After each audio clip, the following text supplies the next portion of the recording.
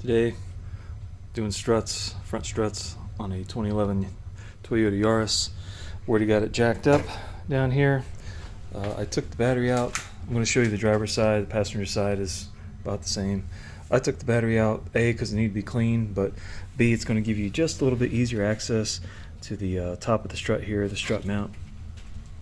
When we get ready to take that off, the first step after jacking it up is pull off the hubcap and take off the tire. It's a 21mm lug nut, and I prefer to use my good old trusty DeWalt.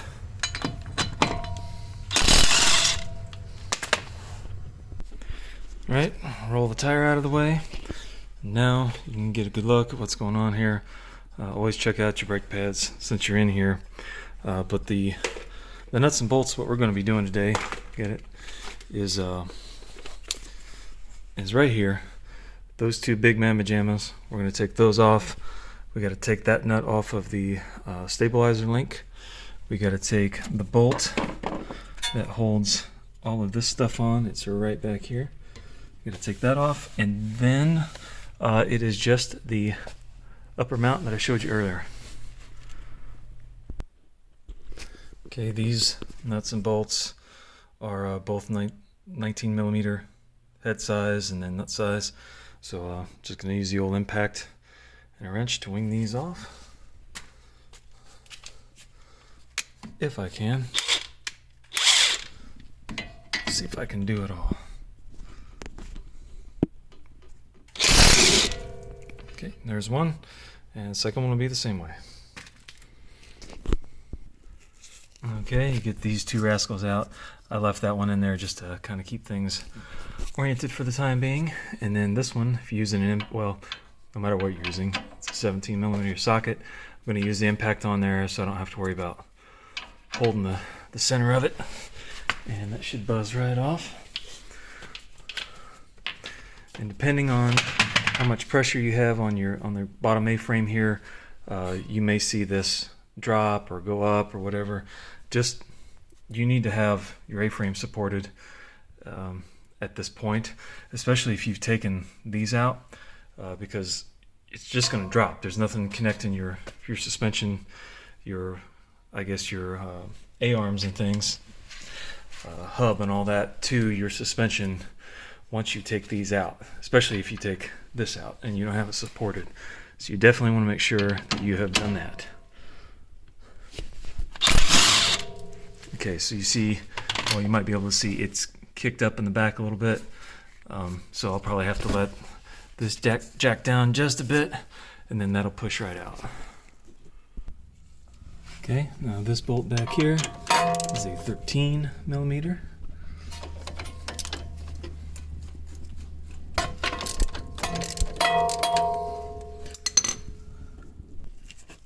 And now there's two parts to this bracket here, so just pay attention on how it goes.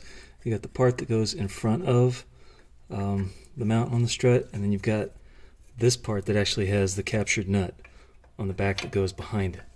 Okay, so the brake wear indicator, or whatever this is, speed sensor, that goes on the front, slides down here. It's got a tab that goes up in this channel, and then this part goes behind it. Okay, that's on the driver's side. Passenger side is, roughly the same. You just leave them out of the way. And I notice on the driver's side, and I didn't have this on the passenger side, I'm going to leave this bottom bolt in here because it looks like the CV shaft is wanting to kick this out and down, and I don't want to mess up any of the CVs or any of that crap. So I'm going to leave this in here as a placeholder, space holder, whatever, until we get the top mount out of the way. Then we'll take it all out. So if you've looked at your Yaris before, you already know that these top mounts are a little tricky because you don't have any room to move. And I had read somewhere online, like you take this cowling off or whatever, and you're going to get more room to get up under there and do what you got to do. But that's not the case, because when you take all of this off, there's still a metal, there's still some sheet metal under there. You can see you can see it right there. That does not come out. So you don't have any more space by taking that out than just by leaving it on. And then there are little rubber caps that go over this that I've already taken off. You just pull them off of there. So here's the trick. Here's what I wound up using on the passenger side. At least on the factory struts, that nut down there is a 19 millimeter. So I've got my fancy Harbor Freight Pittsburgh pass-through tool set with a 19 millimeter socket on it. And you're going to get that guy on there. Oh wait, hold on. The 19 is for the new one. Hold on. My apologies. The originals from Toyota, these are 17 millimeter nuts on here. Okay, so you're going to want to get that on here, and then I believe this is a 5 millimeter Allen wrench. I'm not entirely sure. That's going to go through the center of it, and you're going to get that on the inside of that strut. Yeah. Okay, so I've got that Allen wrench through the center of that on the top of the stud. Then I took a 6 millimeter socket, put it on the end of that with an extension on here for leverage, so I can hold this while loosening this nut. And on the passenger side, it was extremely tight. Very loud pop when it came loose. So just be prepared for a struggle on this. Like I said, even if you remove this stuff, it is not going to help you, and you're going to have to fight getting the wiper arms off, which again, if they haven't been off, that's going to be fun too.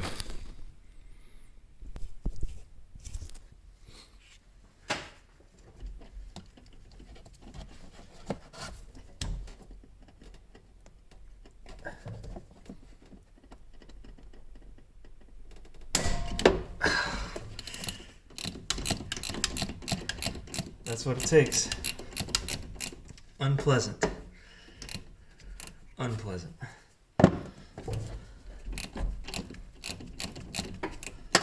And once you get it broke loose, you can take that out of there and just kind of do the rest of it by hand.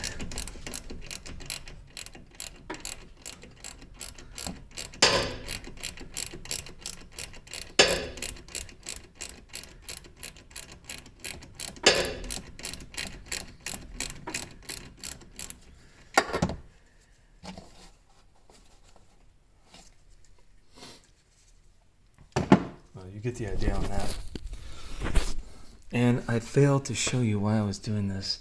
So with this car on the ground, this rubber bushing under here, the mount, you're going to see it when I take it out. It's so worn that when the car was sitting on the ground, there was probably a good half-inch gap between this domed part of the fender well here and the top cap of the strut.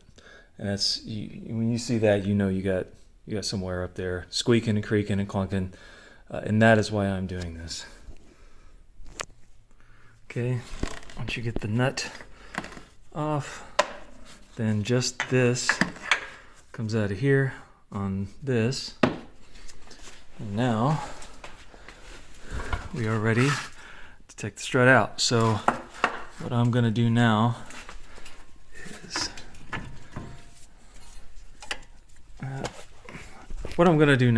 is easy. I'm going to take this bolt out. I'm going to take the strut out. That's it. If this thing flops over on me, I'm just going to find something to prop it up. It's no big deal. Just make sure it doesn't pull any of your boots off your CVX or something crazy. Okay, and then just like so, you have an axle that comes out. I'm sorry, a strut that comes out. And there's the big rubber part I was telling you about. Maybe we can get this center. Okay, gotta put it down again. Okay, old stuff and new stuff. These are FCS Auto I got from Rock Auto. I don't remember how much. They're going to be around probably $100 by the time you include shipping and tax and all that jazz. So,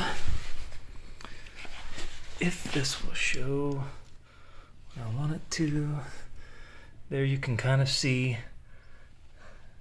The old one is definitely crushed down quite a bit, and we won't have any gap when we get this new guy on there. And while you have them out, always look it over and make sure they're got the same mounting tabs and all this stuff looks the same. You know the routine. And these kits come with the new top hat and locking nut as well. Okay, and if you've been watching any of the Scotty's auto repair videos, you know the guy, rev up your engines. You know he's a big fan of the AT205 reseal stuff. I've just started using it recently, and I've got an old spray bottle like he suggested, and stuff I've been doing lately, I've just been spritzing down some of the the rubber parts and things like that. Just the way he said, just try to recondition them a bit and hopefully make them last a little bit longer. And it's a good time to do it while you're in here, especially these inner CVs, really hard to get to. And I'm going to put a little spritz on this too before I put it in. Try to make it last as long as I can and keep it from squeaking and all that stuff. Alright, and then once you get it kind of settled in down there, make sure the stud is poking through the hole up here. Put that top cap on there. I spritzed the bottom side of that down with the AT205. Get the new nut on there, which, like I said, on these FCS struts is a 19 versus the 17 that you took off. And then you're going to do the old pass through and Allen wrench trick again. Tighten them down. I'd say German torque it good and tight, about as tight as you can go. You don't really want these to be loose. And then the same is going to apply for all this stuff down here, especially those two big bolts there in the center where, well, the screwdriver's holding things together right now. Those you're gonna smoke down as tight as you can get them. The bolt that holds that sensor and the brake hose on the back, nothing crazy on that one. Don't go over the top. And then your sway bar, you're going to do, again, I'm going to use the impact to put that on there. That way the center of that doesn't spin on me. And I use setting 2 on my DeWalt here. I don't know what that is, but I also don't just keep smoking it down. Once it's tight, I've been doing this for a while. You kind of get a feeling, especially on suspension parts, what's good enough. I don't know what the torque is. Okay, maybe 50 foot-pounds, something like that. But again, use common sense on there. That's a bar that's got to move up and down and whatever, so it doesn't need to be smoked down completely.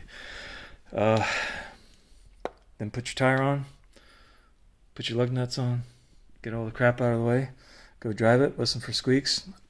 If it does, probably not your struts. Hose everything else down with AT205 and good luck.